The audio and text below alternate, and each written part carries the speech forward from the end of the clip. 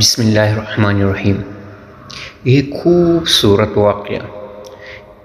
ایک غلام تھا، ایک دن وہ کام پر نہ گیا تو اس کے مالک نے سوچا کہ مجھے اس کی تنخواہ میں کچھ اضافہ کر دینا چاہیے تاکہ وہ اور دلچسپی سے کام کریں اور آئندہ غائب نہ ہو۔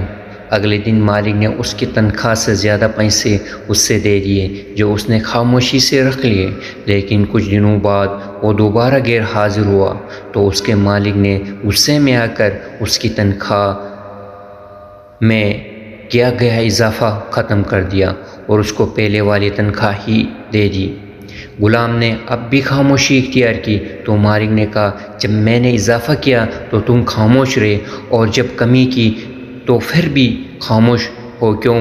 تب غلام نے جواب دیا، جب میں پہلے دن غیر حاضر تھا تو اس کی وجہ بچے کی پیدائش تھی اور آپ کی طرف سے تنخواہ میں اضافہ کو میں وہ رزق خیال کیا جو اپنے ساتھ لے کر آیا ہے، اور جب دوسری مرتبہ غیر حاضر تھا تو اس کی وجہ میری ماں کی وفات تھی، اور آپ کی طرف سے تنخواہ میں کمی کو میں نے وہ رزق خیال کیا جو اپنے ساتھ واپس لے گئی۔